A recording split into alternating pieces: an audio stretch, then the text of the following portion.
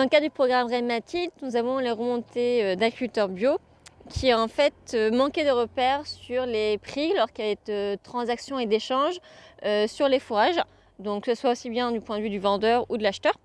Donc c'est pour ça qu'avec une partie de l'équipe REM-Mathilde, on a travaillé sur proposer des différents repères de prix pour les fourrages bio.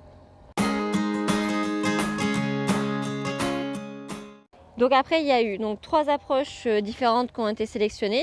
Donc la première avec le coût de production, donc vraiment les charges. L'autre approche, partie plutôt fertilisante NPK.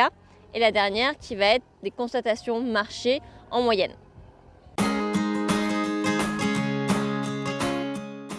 Le coût de production, il correspond à l'ensemble des dépenses engagées sur une culture fourragère. Ces dépenses correspondent à la valeur du loyer, correspondent aussi aux intrants engagés, la fertilisation, les semences, correspondent aussi à la mécanisation et au temps passé pour toutes les opérations, que ce soit du semis, à la conduite de la culture, à la récolte. La valeur économique NPK, elle correspond à la valeur économique des 3 éléments majeurs, N, P et K, qui seraient exportés si la culture était vendue.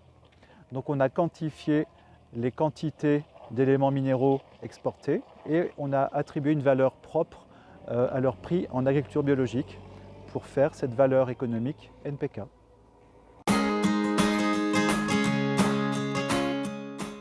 Et la dernière, la fourchette marché, qui va être la plus volatile, qui va dépendre d'une année sur l'autre et de l'offre et de la demande, qui devrait être normalement supérieure donc, au coût de production, mais cela peut évoluer.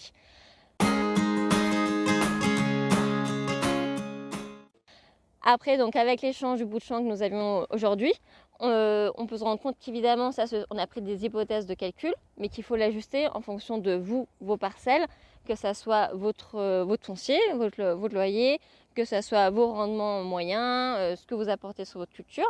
Donc c'est à ajuster. Et aussi, on peut voir aussi qu'il y a d'autres encore approches. On peut voir plus le côté éleveur, la valeur MAT ou encore équivalent si on fait une culture de vente.